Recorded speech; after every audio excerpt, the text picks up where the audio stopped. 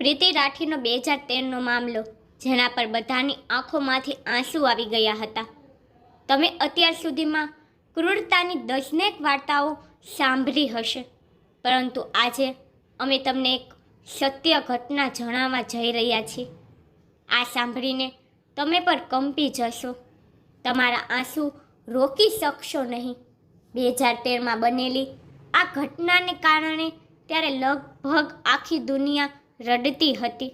આ કેસની સુનવણી દરમિયાન આ કેસમાં હાજર રહેલા વકીલે કહ્યું કે આ ગુનો સ્ત્રી જાતિ વિરુદ્ધ કરવામાં આવ્યો હતો. તેને અત્યાર સુધીની સૌથી મોટી ક્રૂરતા ગણાવી હતી. આ કેસની સુનવણી કરતા જજે ચુકાદો આપતી વખતે એવી ટિપ્પણી કરી હતી જેને સાંભળીને દરેકની આંખોમાં આંસુ આવી ગયા હતા. આખરે આ ઘટના શું હતી અને ક્યાં બની હતી? આ કેસની સુનાવણી દરમિયાન જજે શું ટિપ્પણી કરી? આ કેસમાં બીજું શું થયું હતું? ચાલો આપણે જાણીએ. તારીખ હતી 1 મે 2013. એમ તો આ તારીખ મોટાભાગના લોકો માટે સામાન્ય દિવસ જેવો જ હતો, પરંતુ દિલ્હીના નરેલામાં રહેતી પ્રીતિ રાઠી માટે તે દિવસ ખૂબ જ ખાસ હતો. આજે પહેલીવાર પ્રીતિ દિલ્હીની બહાર જઈ રહી હતી. પ્રથમ વખત ઘરથી બહાર જવાને કારણે મનમાં થોડી ગભરાટ હતી, પરંતુ તે ખુશી પણ હતી, કારણ કે પ્રીતિએ એવી સિદ્ધિ મેળવી હતી કે તેના આખા પરિવારને ગર્વ હતો. વાસ્તવમાં પ્રીતિ રાઠીએ દિલ્હીથી નર્સિંગનો અભ્યાસ કર્યો હતો. અભ્યાસ પૂરો કર્યા બાદ તે મિલિટરી હોસ્પિટલમાં નર્સ બનવા માંગતી હતી. આ માટેની તેને તૈયારીઓ પણ શરૂ કરી નાખી હતી.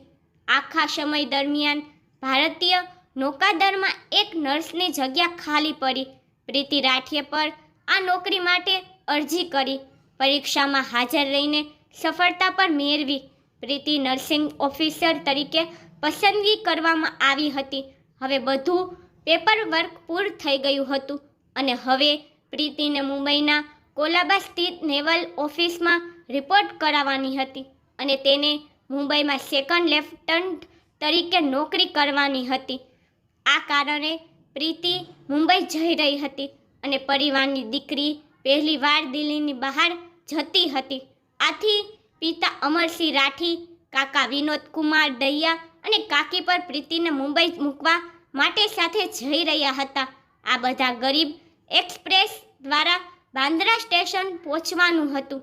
સમયસર 1 મે 2013ના રોજ ટ્રેન દિલ્હીના નિઝામુદ્દીન સ્ટેશન પર ઊભી રહે છે. ટ્રેન ઊભી રહેતા જ પ્રીતિ ઝડપથી તેના પરિવારના સભ્યો સાથે ટ્રેનમાં ચઢી જાય છે અને દરેક પોતાની સીટ પર બેસી જાય છે અને ટ્રેન તેના ગંતવ્ય સ્થાન તરફ આગળ વધે છે.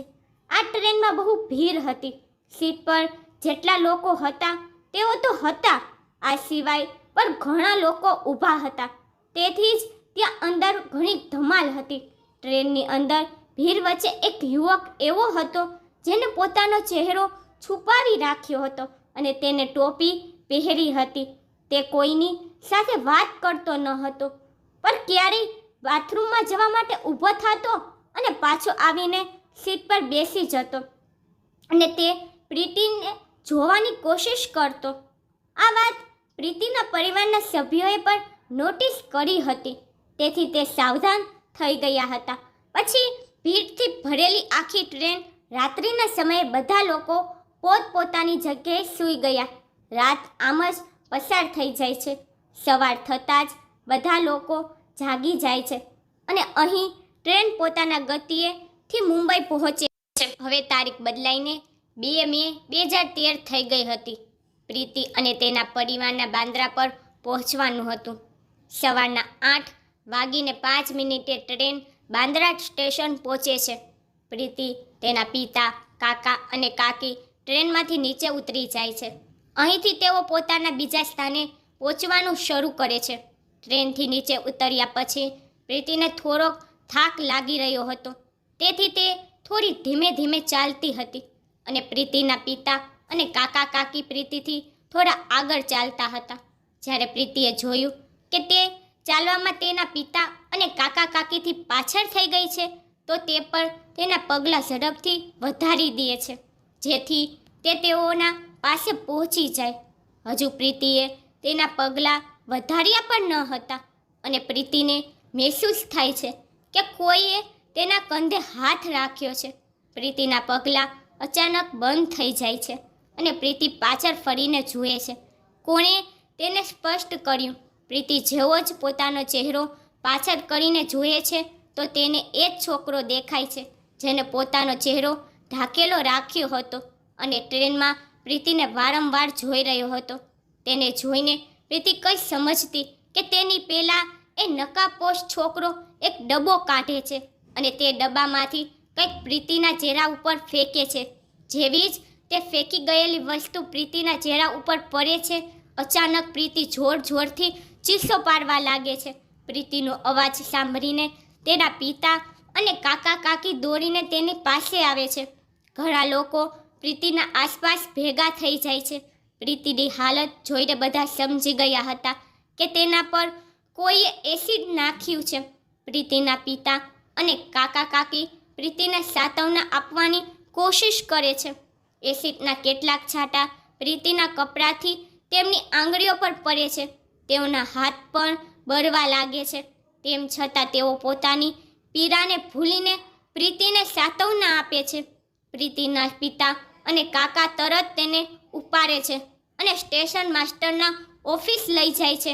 કારણ કે પ્રીતિ ખૂબ પીડામાં હતી, તેથી રેલવે અધિકારી પ્રીતિને તરત જ બીજી હોસ્પિટલમાં મોકલવાની તૈયારી શરૂ કરી નાખે છે. સ્ટેશનથી તમામ ઘાયલો અને પ્રીતિને બાબા હોસ્પિટલમાં લઈ જવામાં આવે છે, પરંતુ પ્રીતિની હાલત ખૂબ જ ગંભીર હતી. એટલા માટે તેમને બાબા હોસ્પિટલના બદલે પાસના ગુરુ નાનક હોસ્પિટલમાં દાખલ કરવામાં આવે છે. બીજી તરફ તે માસ્ક પહેરેલો છોકરો પ્રીતિના ચહેરા પર એસિડ ફેંકીને ભાગવા લાગે છે. એટલામાં જ પ્રીતિની ચીસ સાંભળીને તેના પાસે જ ઊભો સમીર શેખ નામનો યુવક તરત જ બોક્સ ઉપાડે છે અને અચાનક આ બધું શું થયું તે સમજવાની કોશિશ કરે છે. બોક્સમાંથી એસિડ સમીરના હાથ પર પડે છે. તે તરત જ બોક્સ નીચે ફેંકી દે છે અને સમજી જાય છે કે આ છોકરી પર એસિડ અટેક થયો છે અને તે ઝડપથી માસ્ક પહેરેલા વ્યક્તિની પાછળ દોડવા લાગે છે અને સાથે બૂમો પણ પાડે છે, સલીમ, સલમાન, તેને પકડો, તેને પકડી રાખો. વાસ્તવમાં સલીમ અને સલમાન સમીરના સાથે હતા.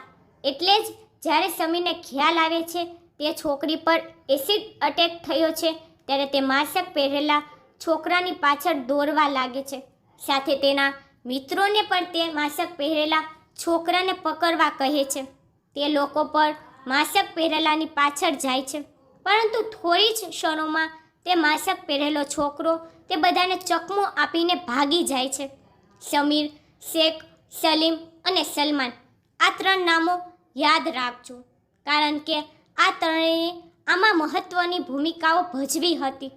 પ્રીતિને ગુરુ નાનક હોસ્પિટલમાં દાખલ કરવામાં આવી હતી, જ્યાં તેની સારવાર શરૂ થઈ જાય છે અને પ્રીતિના પિતા, કાકા કાકી અને સમીર શેખને પણ બાબા હોસ્પિટલમાં લઈ જવામાં આવે છે.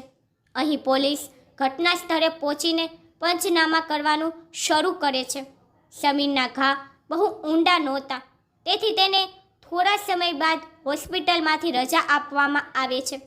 તેને પોલીસ તે ઘટના સ્થળે લઈ જાય છે અને તેના નિવેદનના આધારે પંચનામા બનાવવાનું શરૂ કરે છે. આ સિવાય પોલીસ ત્યાંથી સબૂત પણ એકત્રિત કરે છે, કારણ કે પ્રીતિને બાબા હોસ્પિટલમાં લઈ જવાનું કહેવામાં આવ્યું હતું, પરંતુ તેની હાલત વધુ ગંભીર હતી. તેથી ઉતાવળના કારણે ગુરુ નાનક હોસ્પિટલમાં લઈ જવામાં આવી. પરંતુ સમસ્યા એ હતી કે ગુરુ નાનક હોસ્પિટલમાં બર્ન યુનિટ નહોતું અને બીજી ઘણી સુવિધાઓની પણ ત્યાં કમી હતી. તેથી થોડા સમય પછી પ્રીતિને ગુરુ નાનક હોસ્પિટલમાંથી મસીના હોસ્પિટલમાં રિફર કરવામાં આવે છે. મસીના હોસ્પિટલ પહોંચતા જ પ્રીતિની સારવાર શરૂ થઈ જાય છે. અહીં પોલીસ પણ પ્રીતિનું નિવેદન નોંધવા માટે મસીના હોસ્પિટલ પહોંચે છે, પણ ઘા એટલો ઊંડો હતો કે પ્રીતિ બોલી શકતી ન હતી. પ્રીતિનો ચહેરો ખરાબ રીતે દાઝી ગયો હતો. આ ઉપરાંત તેની ગરદન પર ગંભીર ઘા હતી. આ કારણોસર પ્રીતિનું નિવેદન નોંધી શકાયું નહીં. પ્રીતિના શરીર પર ચોક્કસપણે ઊંડા ઘા હતા, પરંતુ પ્રીતિની હિંમત હજી તૂટી ન હતી અને તે પૂરું જોશ અને હિંમત સાથે લડી રહી હતી. હવે પ્રીતિ ઈચ્છવા છતાં પણ કંઈ બોલી શકતી ન હતી, તો તેને હાથ વડે લખવાનો ઈશારો કર્યો. આ પછી પ્રીતિને પેન અને કાગળ આપવામાં આવ્યો. પ્રીતિએ લખીને ડૉક્ટર અને તેના માતા પિતા સાથે વાત કરવા લાગી. આ એસિડ અટેકના સમાચાર મીડિયામાં પણ ફેલાઈ ગયા હતા અને ધીમે ધીમે આ સમાચાર અખબારો અને ટેલિવિઝનમાં હેડલાઇન્સ બનવા લાગી. આ મામલો દેશભરમાં ફેલાઈ ગયો. આ એસિડ અટેકના વિરોધમાં લોકો રસ્તા પર ઉતરવા લાગ્યા અને દેશના ઘણા ભાગોમાં વિરોધ પ્રદર્શન કરવામાં આવ્યું અને પ્રીતિના ગુનેગારોને વહેલી તકે ધરપકડ કરવીને સજા કરવાની માંગ કરવામાં આવી. ગુનેગારની તાત્કાલિક ધરપકડ કરવા માટે પોલીસ પર ભારે દબાણ હતું, પરંતુ સમસ્યા એ હતી કે ગુનેગારની કોઈ શોધ કરી શકતું ન હતું. જો કે ઘટના સમયે સ્ટેશન પર હાજર કેટલાક સાક્ષીઓના નિવેદનો અનુસાર પોલીસ દ્વારા ગુનેગારોને સ્કેચ તૈયાર કરવામાં આવ્યો હતો અને ગુનેગારની શોધ શરૂ કરવામાં આવી હતી, પરંતુ પોલીસના હાથ ખાલી હતા. આ દરમિયાન 4 મે 2013ના રોજ પવનકુમાર નામના છોકરો પ્રીતિની બહેન તનુને ફોન કરે છે અને પ્રીતિના વિશે પૂછે છે કે તે કેવી છે. પવનકુમાર જેબી ટેકનો વિદ્યાર્થી હતો અને પ્રીતિથી તેની જૂની જાણ પહેચાન હોય છે. આ વાતની માહિતી તનુ તેના પિતા અમરસિંહ રાઠીને આપે છે, પરંતુ અમરસિંહ તપાસ કરી રહેલા પોલીસ અધિકારીઓને પણ જણાવે છે કે પવનકુમાર નામના એક છોકરાએ ફોન કરીને પ્રીતિની તબિયત વિશે પૂછ્યું છે. આ માહિતી મળ્યા બાદ પોલીસે સાક્ષીઓના નિવેદનના આધારે સ્કેચ બનાવ્યો હતો. તે પ્રીતિને બતાવે છે અને પ્રીતિને પૂછે છે કે શું તું આને ઓળખે છે. જવાબમાં પ્રીતિ બોર્ડ પર 3 નામ લખે છે: સત્યમ, અંકુર અને પવનકુમાર. પ્રીતિના જણાવ્યા અનુસાર આ કેસમાં જે છોકરો તે આ 3માંથી એક હતો, કારણ કે પ્રીતિએ પવનકુમારનું નામ પણ લીધું હતું અને પવનકુમારે પ્રીતિની ખબર પૂછવા ફોન કર્યો હતો. એટલા માટે પોલીસે અનુમાન લગાવ્યું કે કદાચ પ્રીતિ પર એસિડ પવનકુમારે ફેંક્યું હશે અને તે જાણવા માંગતો હશે કે પ્રીતિ જીવિત છે કે મરી ગઈ છે. પવનકુમારને શંકાના દાયરામાં લઈને પોલીસ તપાસ શરૂ કરે છે અને તરત જ પવનકુમારની શોધ શરૂ કરી દે છે. થોડા દિવસોની તપાસ બાદ 9 મે 2013ના રોજ પોલીસ પવનકુમારની ધરપકડ કરે છે. આ ધરપકડના સમાચાર બાદ લોકોનો ગુસ્સો વધુ વધી જાય છે અને ગુનેગારને શક્ય તેટલી વહેલી તકે સખત સજાની માંગ કરવાનું શરૂ કરે છે. લોકો પ્રીતિના જલ્દી સ્વસ્થ થવાની પણ પ્રાર્થના કરતા હતા, પણ પ્રીતિની હાલત દિવસે ને દિવસે બગડતી જતી હતી. તેને મસીના હોસ્પિટલમાં આવ્યાને ઘણા દિવસો થઈ ગયા હતા અને અહીં પ્રીતિની ઘણી સર્જરી પણ કરવામાં આવી હતી, પરંતુ સ્થિતિ સુધરવાને બદલે બગડતી રહી હતી. પ્રીતિના આંતરિક અવયવો ધીમે ધીમે કામ કરવાનું બંધ કરી રહ્યા હતા. મસીના હોસ્પિટલના ડૉક્ટરોને લાગવા લાગ્યું કે પ્રીતિની હાલત વધુ ગંભીર બની રહી છે, તેથી તેઓએ તરત જ પ્રીતિને રિફર કરીને તેને બોમ્બેની હોસ્પિટલમાં મોકલી દેવામાં આવી, જેથી તેને વધુ સારી સારવાર મળી શકે. કારણ કે પ્રીતિ સાથે ઘણા લોકો જોડાયેલા હતા. લોકો દરેક ક્ષણે પ્રીતિની હાલત જાણવા માંગતા હતા, તેથી સરકાર તરફથી પણ પ્રીતિને શ્રેષ્ઠ સારવાર આપવાની વ્યવસ્થા કરવામાં આવે છે. જેવી જ પ્રીતિને બોમ્બે હોસ્પિટલમાં લઈ જવામાં આવે છે, દેશના ટોચના નિષ્ણાત ડૉક્ટરોની એક ટીમ બનાવવામાં આવે છે અને તેમને પ્રીતિની તપાસ કરવાની જવાબદારી સોંપવામાં આવે છે. લાખો પ્રયાસો કરવા છતાં અહીં પર પરિસ્થિતિ સુધરવાને બદલે બગડતી જાય છે અને પ્રીતિ વેન્ટિલેટર સ્પોટ પર ચાલી જાય છે. તેમ છતાં ડૉક્ટરો હાર માનતા નથી અને પ્રીતિનો જીવ બચાવવા માટે શક્ય તમામ પ્રયાસો કરતા રહે છે. એસિડ અટેકને લગભગ 2 મહિના થઈ ગયા હતા અને પ્રીતિ હજુ પણ પરિસ્થિતિ સામે લડી રહી હતી. પરંતુ આખરે 1 જૂન 2013ના રોજ હૃદય બંધ થવાને કારણે પ્રીતિ આ દુનિયા છોડી દે છે. પ્રીતિના મૃત્યુના સમાચારથી દેશમાં શોક અને ગુસ્સાની લહેર આવી જાય છે. તમામ લોકો પ્રીતિના જવાથી આઘાતમાં હતા. પ્રીતિના મૃત્યુ પછી પોસ્ટમોર્ટમ કરવામાં આવે છે અને તેના મૃતદેહને અંતિમ સંસ્કાર માટે દિલ્હી લાવવામાં આવે છે. પરંતુ પ્રીતિના પરિવારના લોકો સીબીઆઈ તપાસની માંગણી સાથે અંતિમ સંસ્કાર કરવાની ના પાડી દે છે અને પ્રીતિના મૃતદેહની સાથે એક પ્રદર્શન રેલી કાઢવામાં આવે છે.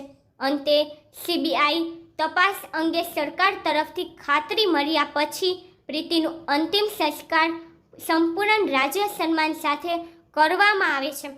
પ્રીતિનું મૃત્યુ અને અંતિમ સંસ્કાર પછી બધા લોકોની એક જ માંગ હતી કે પ્રીતિના હત્યારાઓને વહેલી તકે કડકમાં કડક સજા કરવામાં આવે. પોલીસે પણ પવનકુમાર નામના છોકરાની ધરપકડ કરવામાં આવી હતી. પરંતુ સમસ્યા એ હતી કે પવનકુમાર વિરુદ્ધ કોઈ સબૂત મળ્યું ન હતું. રેલવે પોલીસ પર પવનકુમાર વિરુદ્ધ હજુ સુધી કોઈ સબૂત શોધી શકી ન હતી.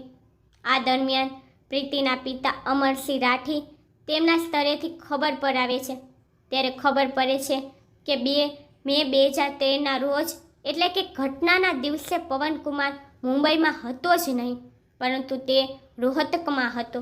બાદમાં જ્યારે પોલીસે પવનકુમારના ફોનની લોકેશન હિસ્ટ્રી પર મેળવે છે ત્યારે જાણવા મળે છે કે ઘટનાના દિવસે પવનકુમાર ખરેખર રોહતકમાં જ હતો. પોલીસ બદલે પ્રીતિના પિતા દ્વારા જાણ થઈ કે પવનકુમાર તે દિવસે રોહતકમાં હતો. તે પોલીસની મોટી નિષ્ફળતા હતી અને આ હોવાનો પણ સંકેત હતો કે પોલીસ આ ઘટનાની યોગ્ય તપાસ કરી રહી નથી. તેથી પ્રીતિના પિતા કોર્ટમાં એક રીટ પિટિશન ફાઇલ દાખલ કરે છે અને સીઆઈડી મુંબઈ પાસેથી તપાસની માંગ કરે છે. કોર્ટ આ માંગ સાથે સંમત થાય છે. આ કેસની તપાસ સીઆઈડી મુંબઈને સોંપવામાં આવે છે. કેસ આવતા જ સીઆઈડી મુંબઈ તપાસમાં શહેરભરમાં સૌથી પહેલું કામ પ્રીતિ રાઠીના ઘરે જાય છે અને કેટલીક માહિતી એકઠી કરવાનું શરૂ કરે છે. સીઆઈડીના અધિકારીઓ પ્રીતિના કેટલાક નજીકના સંબંધીઓને પણ પૂછપરછ કરે છે. સંબંધીઓને પૂછપરછ દરમિયાન એક સંબંધી પોલીસને કહે છે કે પાડોશમાં રહેતો અંકુર પવાર નામનો છોકરો પ્રીતિ સાથે એક તરફી પ્રેમમાં હતો. તેને પ્રીતિને પ્રપોઝ પણ કર્યું હતું, પરંતુ પ્રીતિએ સ્પષ્ટ ના પાડી દીધી હતી. આ સિવાય અંકુર પવાર પ્રીતિ સાથે લગ્ન કરવાનો આગ્રહ કરી રહ્યો હતો, પરંતુ પ્રીતિએ આ પસ્તાવાને પણ ના પાડી દીધી હતી. પ્રીતિના એક સંબંધીના જણાવ્યા અનુસાર આ પછી અંકુરે પ્રીતિને ગંભીર પરિણામોની ધમકી આપી હતી. પોલીસ માટે આ એક મોટું સબૂત હતું. પોલીસ તરત જ અંકુરની તપાસ કરે છે અને તેને પૂછપરછ માટે બોલાવે છે. પોલીસે અંકુરને પૂછ્યું કે તું 1 મે 2013ના રોજ ક્યાં હતો, પરંતુ અંકુર યોગ્ય રીતે જવાબ આપી શકતો નથી અને તરત જ પોતાના નિવેદનો બદલવા લાગે છે. આ સિવાય પોલીસે પણ જોયું કે અંકુરના બંને હાથ પર ઘાના નિશાન છે. આ ઘા એવા જ હતા જેમ કે એસિડથી થયા હોય. અંકુરનું વારંવાર નિવેદન બદલવાથી અને અંકુરના હાથ પરના ઘાના નિશાન જોઈને પોલીસની શંકા વધુ વધી જાય છે અને તેઓ અંકુરની પૂછપરછ કરવા માટે 17 જાન્યુઆરી 2014ના રોજ મુંબઈ લઈ આવે છે. તેને મુંબઈ લાવ્યા બાદ તેની થોડી વધુ પૂછપરછ કરવામાં આવે છે અને પૂછપરછના થોડા જ સમયમાં એ સ્પષ્ટ થઈ જાય છે કે એસિડ ફેંકનાર વ્યક્તિ બીજું કોઈ નહીં પણ અંકુર પવાર હતો. પોલીસ તરત જ અંકુરની ધરપકડ કરે છે અને તેને મેડિકલ તપાસ માટે જે હોસ્પિટલમાં મોકલે છે. હોસ્પિટલમાંથી આવ્યા બાદ પોલીસ અંકુરની પૂછપરછ શરૂ કરે છે. પૂછપરછ દરમિયાન અંકુર કહે છે કે તે ખરેખર પ્રીતિને પસંદ કરતો હતો અને તેની સાથે લગ્ન કરવા માંગતો હતો, પરંતુ પ્રીતિએ ના પાડી. આનાથી તે એકદમ ચીરાઈ ગયો હતો. તે દરમિયાન પ્રીતિને પણ ભારતીય નૌકાદળમાં નોકરી મળી ગઈ હતી અને અંકુર બેરોજગાર હતો. આ કારણે અંકુરના પરિવારજનો તેને ટોરા મારવા લાગ્યા હતા. તેથી પર અંકુરને પ્રીતિથી ખૂબ જ ઈર્ષા થવા લાગી હતી. આ પછી અંકુરે નક્કી કરી લીધું હતું કે તે પ્રીતિને પાઠ ભણાવશે. પ્રીતિને નોકરી મળી ગઈ હતી. આજુબાજુના લોકોને આ વિશે પહેલેથી જ ખબર પડી ગઈ હતી અને લોકોને એ પણ ખબર હતી કે પ્રીતિ 1 મેના રોજ મુંબઈ જવાની છે. અંકુરને પણ આ અંગે જાણ થઈ ગઈ હતી. તેથી જ તે ટ્રેનમાં ચડ્યો હતો અને અંકુર ટ્રેનની અંદર જ પ્રીતિ પર એસિડ ફેંકવા માંગતો હતો, પરંતુ ટ્રેનની અંદર ઘણી ભીડ હતી અને તેની ઉપર અંકુર સતત ટ્રેનમાં પ્રીતિને જોઈ રહ્યો હતો, જેના કારણે તેના માતા પિતા વધુ સાવધાન થઈ ગયા હતા. એટલા માટે ટ્રેનની અંદર અંકુરને પ્રીતિ ઉપર એસિડ ફેંકવાનો મોકો ન મળ્યો. એમ તો સવારે 4 વાગે અંકુર ટ્રેનના ટોયલેટ પાસે ઊભો રહી ગયો હતો, જેથી પ્રીતિ ત્યાં જાય અને તે એસિડ ફેંકી દે, પરંતુ પ્રીતિ ત્યાં આવી નહીં. તેથી અંકુરનો પ્લાન અહીં પણ નિષ્ફળ ગયો. અંતે જ્યારે પ્રીતિ ટ્રેનમાંથી ઉતરે છે ત્યારે અંકુર તેના પર એસિડ ફેંકે છે. અંકુરે ચોક્કસપણે પોતાનો ગુનો કબૂલ કરી લીધો હતો, પરંતુ પોલીસ માટે સબૂત એકત્રિત કરવાનો મોટો પડકાર હતો. તેથી પોલીસ અંકુર પવાર વિરુદ્ધ સબૂત એકત્ર કરવાનું શરૂ કરે છે. સૌથી પહેલાં એ જાણવાનો પ્રયાસ કરવામાં આવે છે કે અંકુરને એસિડ કોને આપ્યું હતું. તપાસ દરમિયાન સામે આવ્યું કે અંકુરે મુકેશ ભાર્ગવ નામના દુકાનદાર પાસેથી એસિડ ખરીદ્યું હતું. એમ કહીને તેને અંકુર બેટરી નામની એક દુકાન ખોલી છે, તેથી એસિડ જોઈએ છે. અંકુરે દુકાનદારને કહ્યું હતું તે ખૂબ વધારે એસિડ ખરીદશે, પરંતુ તે વધુ એસિડ ખરીદતા પહેલાં નમૂનો જોવા માંગે છે. આથી દુકાનદારે તેને સેમ્પલ તરીકે એક બોક્સમાં લગભગ 2 લિટર એસિડ આપ્યું હતું. સબૂત વધારે મજબૂત બનાવવા માટે અંકુરની સંપૂર્ણ વિગતો બહાર કાઢવામાં આવી ત્યારે જાણવા મળ્યું કે અંકુર 1 મેના રોજ નિઝામુદ્દીન સ્ટેશન પર હતો અને ત્યારબાદ તેનું લોકેશન જાણવા મળ્યું કે 2 મેના રોજ તે સવારની ઘટનાના દિવસે મુંબઈના બાંદ્રા ટર્મિનલમાં હતો. હવે પોલીસ અંકુરની ઓળખની પુષ્ટિ કરવા માટે સાક્ષીની સામે ઓળખ પરેડ કરાવે છે. તાત્કાલિક પુષ્ટિકરણ પરેડ દરમિયાન ઘણા લોકોને એકસાથે ઊભા કરવામાં આવે છે. અંકુર પર તેમાં સામેલ હોય છે. તે પછી તે લોકોને પણ બોલાવવામાં આવે છે, જેમનું એવું કહેવામાં આવ્યું હતું કે તેઓ એસિડ ફેંકતા વ્યક્તિને જોયો છે. તેઓમાંથી સમીર શેખ, સલીમ શેખ અને સલમાન શેખ અંકુરને જોઈને તરત જ ઓળખી જાય છે અને પોલીસને કહે છે કે તે એ જ છોકરો છે જે એસિડ ફેંકીને ભાગી રહ્યો હતો. વાસ્તવમાં અંકુર એસિડ ફેંક્યા પછી પાછો ફર્યો હતો કે તરત જ તેના ચહેરા પરથી તે માસ્ક હટી ગયો હતો, કારણ કે સમીર શેખે જ સૌથી પહેલાં એસિડ ફેંકનાર વ્યક્તિને પકડવાનો પ્રયાસ કર્યો હતો અને ભાગતી વખતે અંકુરે પાછળ ફરીને જોયું હતું, એટલે સમીર શેખે એનો ચહેરો જોયો હતો. આ સિવાય સલીમ અને સલમાનને પણ અંકુરનો ચહેરો જોઈ લીધો હતો. તેથી જ પરેડ દરમિયાન તે બંનેએ તેને ઓળખી લીધો હતો. પરેડ દરમિયાન સમીરે પણ આ વિશે વાત કરી હતી કે પોલીસને જે ડબ્બો ઘટના સ્થળે મળ્યો હતો તેને અંકુરના હાથમાં પણ એ જ બોક્સ જોયું હતું. આ 3 સિવાય પવન માલવિયા નામનો વ્યક્તિ પણ અંકુરને ઓળખે છે. આ સિવાય બીજો એક વ્યક્તિ પરેડ દરમિયાન અંકુરને ઓળખે છે અને તે વાતની ગવાહી આપે છે કે અંકુર તે રાત્રે ટ્રેનમાં હાજર હતો, કારણ કે લગભગ 4 વાગે તેને અંકુરને ટોયલેટ પાસે ઊભેલો જોયો હતો. તમામ સાચા સબૂત એકત્રિત કર્યા પછી અંકુર પવારને આ કેસમાં મુખ્ય આરોપી બનાવવા માટે ચાર્જશીટ દાખલ કરવામાં આવે છે અને કેસની સુનાવણી સ્પેશિયલ સિટી સિવિલ અને સેન્સ કોર્ટ ગ્રેટર મુંબઈમાં શરૂ થાય છે. આ જાણીને તમને પણ ગુસ્સો આવી જશે. જ્યારે અંકુરને કોર્ટમાં સુનવણી માટે લાવવામાં આવે છે ત્યારે તે કેટલીક વખત હસતો આવે છે. ઘણી વખત તે હસીને તેની જીતની નિશાની બતાવતો. કોર્ટમાં સુનવાઈ દરમિયાન પોલીસે કુલ 37 સાક્ષીઓને રજૂ કર્યા હોય છે. સમીર, સલીમ અને સલમાન શેખ પર કોર્ટમાં આવે છે અને અંકુરને ઓળખવાની ગવાહી આપે છે. તમામ સબૂત અને સાક્ષીઓને જોયા પછી આખરે પ્રીતિ રાઠીના ગુનેગાર અંકુર પવારને ICPCની કલમ 302 અને કલમ 326B હેઠળ દોષિત ઠેરવ્યા બાદ વિશેષ અદાલતને તેને મૃત્યુદંડની સજા કરવામાં આવે છે અને 5,000નો દંડ પણ ફટકારે છે. આ ભારતના ઇતિહાસમાં આ પહેલી વાર બન્યું હતું કે એસિડ હુમલાના આરોપીને ફાંસીની સજા આપવામાં આવી.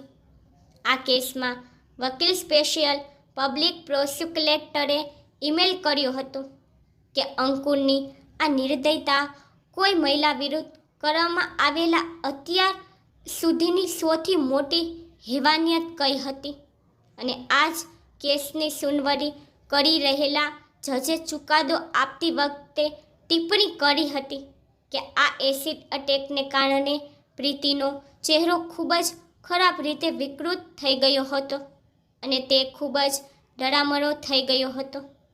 જો પ્રીતિએ તેનો ચહેરો જોયો હોત તો તે કદાચ તે જ દિવસે મરી ગઈ હોત. આ ટિપ્પણી અંકુરની ક્રૂરતા બતાવવા માટે પૂરતી છે. અંકુર પવાર કેટલો મોટો શેતાન અને પથ્થર દિલનો વ્યક્તિ હતો. તમે આ વાત પરથી પણ અનુમાન લગાવી શકો છો કે જ્યારે જજે તેને મૃત્યુદંડની સજા સંભળાવી ત્યારે તેના ચહેરા પર સહેજ પર ડર દેખાતો ન હતો. તેને પ્રીતિ સાથે જે કર્યું તેનો તેને સહેજ પણ અફસોસ નહોતો. તે કોર્ટમાં ખૂબ જ નિર્લજ્જતાથી હસતો હતો. તેનું આ ક્રૂર હાસ્ય પ્રીતિના પરિવારના ઘા પર મીઠું ભેરવવા જેવું હતું. મુંબઈ સેશન કોર્ટમાંથી ભલે અંકુરને ફાંસીની સજા મળી, પરંતુ અંકુરે આ બોમ્બે હાઈકોર્ટમાં આ ફેસલાની સામે અપીલ કરી હતી. હાઈકોર્ટમાં આ કેસની સુનવાઈ જસ્ટિસ VP ધર્માધિકારી અને જસ્ટિસ VP નાયક કરી રહ્યા હતા.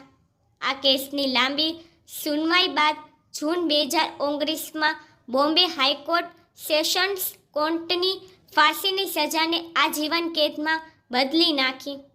એમ તો જે પીડાથી પ્રીતિ પસાર થઈ હતી અને જે દર્દથી પ્રીતિના માતા પિતાને જે પીડામાંથી પસાર થવું પડ્યું હતું અને તે દર્દની સરખામણીમાં ઉંમરકેદની સજા શું મૃત્યુદંડની સજા પર ઓછી પડે. મિત્રો, આ વિડીયો વિશે તમારો શું અભિપ્રાય છે કોમેન્ટ બોક્સમાં જણાવવા વિનંતી. તમને મારી સ્ટોરી પસંદ આવે છે તો લાઈક, શેર, સબસ્ક્રાઈબ કરી નાખજો. તમને મારી સ્ટોરી કેવી લાગી મને કોમેન્ટમાં જરૂરથી કહેજો.